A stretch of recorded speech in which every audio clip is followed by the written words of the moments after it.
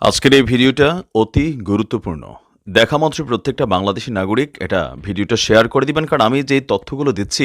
নমস্কার, খবরের অন্তরালের খবর নিয়ে ক্যালকাটা ডায়ালগস থেকে মনোজ দাস বলছি। মাঝখানে ভাবা গিয়েছিল যুক্তরাষ্ট্র অন্তত সাময়িকভাবে হাত তুলে নিয়েছে চট্টগ্রাম থেকে।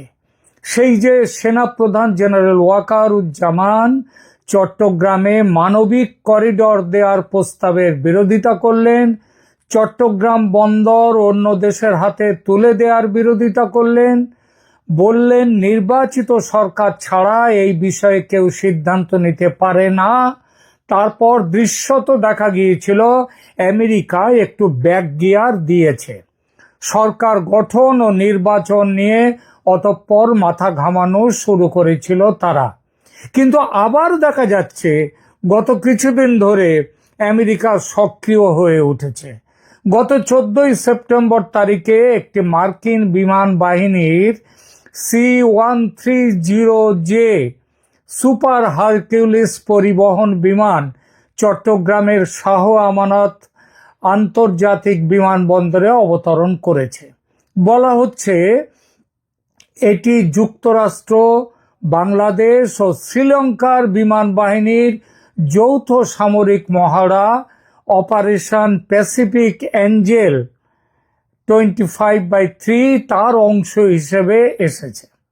এই 4 দিনের মহড়ায় মোট 242 জন সামরিক কর্মী অংশ নিয়েছে, যার মধ্যে বাংলাদেশের 150 জন এবং যুক্তরাষ্ট্র থেকে 92 জন রয়েছে। এটি একক কোনো ঘটনা নয়। গত জুলাইয়ে সিলেটে টাইগার লাইটনিং 2025 নামক আরেকটি যৌথ মহড়া অনুষ্ঠিত হয়েছে। উল্লেখ্য যে চট্টগ্রামে আরও একটি যৌথ মহড়ার পরিকল্পনা রয়েছে আগামী কয়েকদিনের মধ্যে, এবং গত সপ্তাহে বেশ কিছু সংখ্যক মার্কিন সৈন্য আলাদাভাবে এজন্যে এই এলাকায় এসে পৌঁছেছে। চট্টগ্রাম ভারত ও মায়ানমারের সীমানার কাছাকাছি অবস্থিত, যা তার এই অবস্থান এটিকে একটি কৌশলগতভাবে অত্যন্ত গুরুত্বপূর্ণ অঞ্চল করে তুলেছে। বিশেষজ্ঞরা মনে করেন যে এই অঞ্চলে আমেরিকা এসে ঘাঁটি গেড়ে বাংলাদেশকে ভিত্তি করে ভারত ও চীন, এই দুই শক্তিধর দেশ, বিশেষ করে যে দেশের পেটের মধ্যে বসে আছে বাংলাদেশ, সেই ভারতের প্রভাব আটকে দেওয়ার উদ্দেশ্যে আমেরিকার এই সক্রিয়তা। আমেরিকার আরও উদ্দেশ্য বাংলাদেশ, মায়ানমার, ভারতের কিছু সন্নিহিত অঞ্চলকে নিয়ে একটি নতুন ইহুদি খ্রিস্টান রাষ্ট্র গঠন করা। ভারতীয় প্রতিরক্ষা বিশেষজ্ঞদের মতে যুক্তরাষ্ট্রের এই অতি সক্রিয়তা ও একের পর এক সামরিক কার্যক্রম কোনো সাধারণ ঘটনা নয়, বা কেবলমাত্র কাকতালীয় কোনো কাজ নয়, বরং এর পেছনে ভারতের উত্তর পূর্বাঞ্চল এবং মায়ানমারে আমেরিকার বিশেষ উদ্দেশ্য সফল করা, যার জন্য বার্মা অ্যাক্ট হয়েছিল কয়েক বছর আগে, সেই উদ্দেশ্য সফল করার গভীর চেষ্টা। উদ্দেশ্য শুধু ভারতকে দমন করা নয়, চীনও যাতে তার অর্থনৈতিক ও সামরিক প্রভাব না বাড়াতে পারে বাংলাদেশে, সেই উদ্দেশ্যে বাংলাদেশের ওপর আমেরিকার এতটা নজর। চীন মায়ানমারে তার বেল্ট অ্যান্ড রোড ইনিশিয়েটিভ বা BRI প্রকল্পগুলোর মাধ্যমে প্রভাব বিস্তার করেছে, প্রভাব বাড়িয়েই চলেছে। চীন মায়ানমার অর্থনৈতিক করিডর এবং কাইফিউ গভীর সমুদ্রবন্দর প্রকল্প চীনের জন্য ভারত মহাসাগরে প্রবেশের একটি গুরুত্বপূর্ণ পথ। আর ওই ইন্দো প্যাসিফিকে চীনের এই গুরুত্বপূর্ণ পথটিকে বন্ধ করার জন্যে বাংলাদেশে বসতি ঘাঁটি তৈরি করতে চায় আমেরিকা। এই করিডরটি, এই যে চীনের CMEC অর্থাৎ চায়না মায়ানমার ইকোনমিক করিডর, এটা চীনের ইউনান প্রদেশ থেকে শুরু করে মায়ানমারের পশ্চিম উপকূল পর্যন্ত বিস্তৃত। 2025 সালের মার্চের তথ্য অনুযায়ী চীন মায়ানমারের সামরিক জান্তাকে অস্ত্র সরবরাহ, ড্রোন প্রযুক্তি এবং প্রতিরক্ষা শিল্পে প্রযুক্তিবিদ প্রেরণের মাধ্যমে সক্রিয় সহায়তা দিচ্ছে। এর ফলে কি হচ্ছে? এর ফলে এই মুহূর্তে যে বাংলাদেশের সন্নিকটে যে আরাকানের যে আরাকান আর্মি কিন্তু এখন একটু পিছিয়ে এসেছে। আরাকান আর্মির এই পিছিয়ে এসেছে এবং এর ফলে আবার মায়ানমারের সরকারি বাহিনী তাদের কিন্তু অগ্রগতি শুরু হয়েছে। চীন এমনকি একটি যৌথ নিরাপত্তা কোম্পানি গঠনের ব্যাপারেও আলোচনা করেছে মায়ানমার সরকারের সঙ্গে। 2025 সালের আগস্টে মায়ানমারের সামরিক প্রধান মিন অং হ্লাইং তিনি চীনের সাংহাই কোঅপারেশন অর্গানাইজেশন সম্মেলনে অংশগ্রহণ করেন এবং প্রেসিডেন্ট শি জিনপিংয়ের সঙ্গে তিনি বৈঠক করেন। সেখানে দুই দেশের মধ্যে 7টি সমঝোতা স্মারক স্বাক্ষরিত হয়। মনে হওয়া স্বাভাবিক, মায়ানমারের কাচিন অঞ্চলে রেয়ার আর্থ ম্যাটেরিয়ালসের দখল পেতে আমেরিকার পুরনো প্ল্যান চীন মায়ানমার এসব সমঝোতার কারণে বিগড়ে যেতে পারে, এই ভয়ে আমেরিকা আবার গা ঝাড়া দিয়ে উঠেছে এবং চট্টগ্রামে দখল কায়েম রাখার জন্যে হঠাৎ করেই একের পর এক যৌথ সামরিক মহড়া শুরু করে দিয়েছে। এবছর ইতিমধ্যে টাইগার লাইটনিং, টাইগার শার্ক এবং প্যাসিফিক অ্যাঞ্জেল এই তিনটে মহড়া অনুষ্ঠিত হয়ে গেছে। সামনে আরও মহড়া আছে। এই মহড়াগুলোর আনুষ্ঠানিক উদ্দেশ্য বলা হচ্ছে প্রতিরক্ষা সহযোগিতা শক্তিশালী করা, যৌথ শক্তির ইন্টার অপারেশনাল ক্ষমতা সেটা বাড়িয়ে তোলা এবং মানবিক সাহায্য ও দুর্যোগ ব্যবস্থাপনায় সহায়তা করা। কিন্তু পিছনের না বলা আসল উদ্দেশ্য হলো মহড়ার কারণ দেখিয়ে সৈন্য ও যুদ্ধাস্ত্র সম্ভার ক্রমশ মজুত করা, বাড়িয়ে যাওয়া এবং দখলদারি বজায় রাখা, যাতে চীন ও ভারত এই দুই শক্তিকে দূরে রাখা যায়। চীন গত 15 বছর ধরে বাংলাদেশের সর্ববৃহৎ বাণিজ্যিক অংশীদার। Institute of south Asian studies, national university of সিঙ্গাপুরের এই এপ্রিলে দেয়া তথ্য মোতাবেক প্রায় 1000 চীনা কোম্পানি বাংলাদেশে কাজ করছে এবং 5.5 লক্ষের বেশি চীনা কর্মচারী এই সব প্রতিষ্ঠানে কাজ করছে। 2025 সালের মার্চে মোহাম্মদ ইউনূসের চীন সফরের সময় দুই দেশ 8টি সমঝোতা স্মারক স্বাক্ষর করে।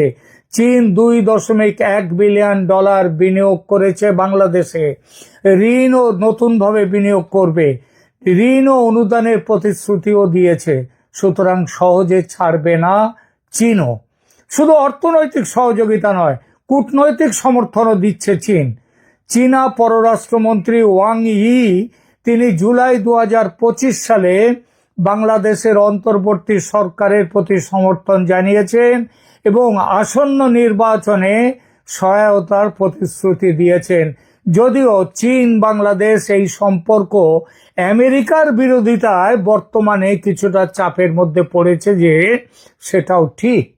এটা নতুন করে বলার অপেক্ষা রাখে না যে ভারত বাংলাদেশ সম্পর্ক বর্তমানে ইতিহাসের সবচেয়ে শীতল পর্যায়ে আছে। শেখ হাসিনার পতনের পর ভারত বাংলাদেশ সম্পর্কের এই প্রচণ্ড শীতলতা। ভারত ভিসা নিষেধাজ্ঞা এবং কূটনৈতিক দূরত্ব বজায় রেখেছে। 2025 সালে ভারত বাংলাদেশি পণ্যের ওপর বাণিজ্যিক বিধিনিষেধ আরোপ করেছে। তার পাল্টা হিসেবে বাংলাদেশও আবার কিছু বিধিনিষেধ দিয়েছে। গত 13 এবং এই বিশেষ যে বিধিনিষেধ, এগুলো ভারত যেটা দিয়েছে সেটা একটা বড় প্রভাব ফেলেছে বাংলাদেশের পোশাক তৈরি শিল্পের উপর।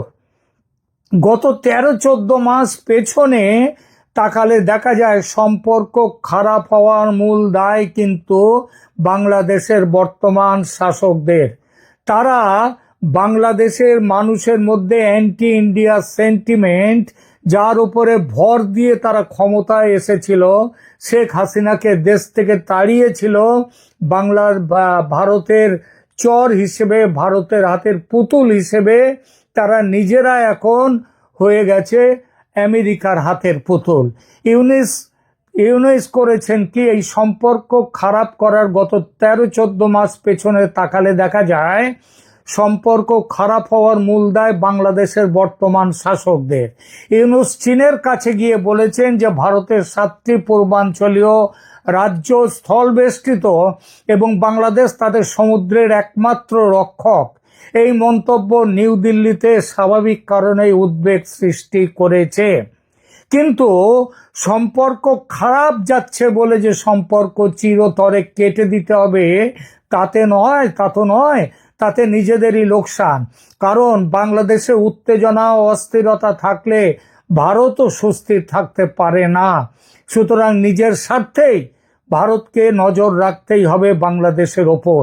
সে দেশে যে 2.5-3 কোটি হিন্দু আছে এখনো, তাদের সুরক্ষার দিকেও নজর দিতে হবে ভারতকে।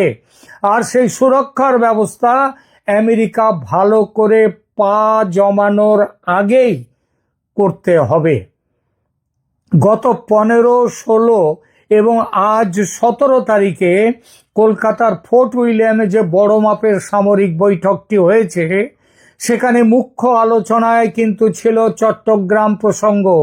কিভাবে চট্টগ্রামে ভারত তার আধিপত্য স্থাপন করবে, এজন্য প্রয়োজনে বল প্রয়োগেও যে দ্বিধা করবে না ভারত, সেটা কিন্তু তার বার্তা বিভিন্ন সূত্র থেকে পাচ্ছি। ত্রিপুরা লাগোয়া বাংলাদেশের চিকেন স্নেক করিডরের দিকে নজর আছে। এই জন্যেই ওই করিডরটা কেটে দিলেই চট্টগ্রাম বিচ্ছিন্ন এবং ভারত ত্রিপুরার মাধ্যমে নর্থ ইস্ট থেকে সরাসরি বঙ্গোপসাগরে তাদের যাওয়া আসা চলবে। এখনো পর্যন্ত ভারত এই জন্যেই ত্রিপুরা লাগোয়া বাংলাদেশের এই করিডরের চিকেন স্নেক করিডরের দিকে এই জন্যই নজর রেখেছে। এখনো পর্যন্ত ওয়েট অ্যান্ড ওয়াচ নীতি ভারতের, দেখছে ফ্রি, ফেয়ার অ্যান্ড ইনক্লুসিভ নির্বাচনে আওয়ামী লীগ ক্ষমতায় ফেরে কিনা। কিন্তু সে সম্ভাবনা যদি না দেখা যায়, যদি আওয়ামী লীগকে নির্বাচনে অংশগ্রহণ করতে না দেয়া হয়, তাহলে অন্য পথ তো নিতেই হবে ভারতকে। আর তার জন্য প্রস্তুত হচ্ছে ভারত। প্রস্তুতি যে শুধু চট্টগ্রামের চিকেন স্নেকে তা নয়, ভারতের দক্ষিণ দিনাজপুর থেকে মেঘালয়ের গারো পাহাড় পর্যন্ত একটি ছোট্ট, তেমন বড় নয়, বোধহয় 60-70 কিলোমিটার হবে খুব বেশি হলে, সেই লাইনটা কেটে দিলে মেঘালয়ের গারো পাহাড় পর্যন্ত, এই যে লাইনটা টানলেই একটা আলাদা হয়ে যাবে বাংলাদেশের রংপুর ডিভিশন। ওটা আর এক চিকেন স্নেক বাংলাদেশের। ভারতের নজর সেদিকেও আছে। অপেক্ষা করছে ভারত শুধু শেখ হাসিনার প্রত্যাবর্তনের। কারণ বাংলাদেশে একমাত্র তাকেই বন্ধু হিসেবে জানে ও মানে ভারত। এটা ঐতিহাসিকভাবে প্রমাণ করে দিয়েছে জামাত, বিএনপি এবং এই ইউনুসের বর্তমানে যারা আছেন সঙ্গী সাথী, তারা তো প্রমাণ করে দিয়েছেন যে তারা ভারতের বন্ধু কেউ নয়, ভারতের শত্রু। এই জন্যেই শেখ হাসিনার প্রত্যাবর্তনের দিকে তাকিয়ে আছে ভারত। বাংলাদেশে একমাত্র তাকেই বন্ধু হিসেবে জানে ও মানে, আর বন্ধুত্বের মর্যাদা দিতেও জানে ভারত। কি বলতে চাইছি আশা করি বুঝেছেন সবাই। চট্টগ্রামে মার্কিন সামরিক উপস্থিতি ভারত ও মায়ানমার এবং চীন, এই সমস্ত দেশের পক্ষেই উদ্বেগের কারণ হয়ে দাঁড়িয়েছে। এই অঞ্চলে বহিরাগত শক্তিগুলোর প্রভাব বৃদ্ধি আঞ্চলিক স্থিতিশীলতার জন্য হুমকি নিয়ে এসেছে। বর্তমান পরিস্থিতিতে বাংলাদেশ তাই প্রকৃতপক্ষে 3টি পরাশক্তির প্রতিযোগিতার কেন্দ্রভূমিতে, কেন্দ্রবিন্দুতে অবস্থান করছে। বাংলাদেশ, তুমি কার? যুক্তরাষ্ট্রের চট্টগ্রামে বর্ধিত সামরিক কার্যক্রম, চীনের মায়ানমারে ক্রমবর্ধমান প্রভাব এবং ভারতের আঞ্চলিক নিরাপত্তা উদ্বেগ, এই 3টি বিষয় একসঙ্গে দক্ষিণ এশিয়ায় একটি জটিল ভূ রাজনৈতিক পরিস্থিতির সৃষ্টি করেছে এবং বাংলাদেশ হচ্ছে যার কেন্দ্রস্থল। সুতরাং প্রশ্ন এখানেই, বাংলাদেশ তুমি কার? কেউ সহজে তার দখল ছাড়তে যাবে না, শুধু মাঝখান দিয়ে বাংলাদেশ আর বাংলাদেশের থাকবে না। এখনকার মতো এখানেই রাখছি, ভালো থাকবেন, ধন্যবাদ।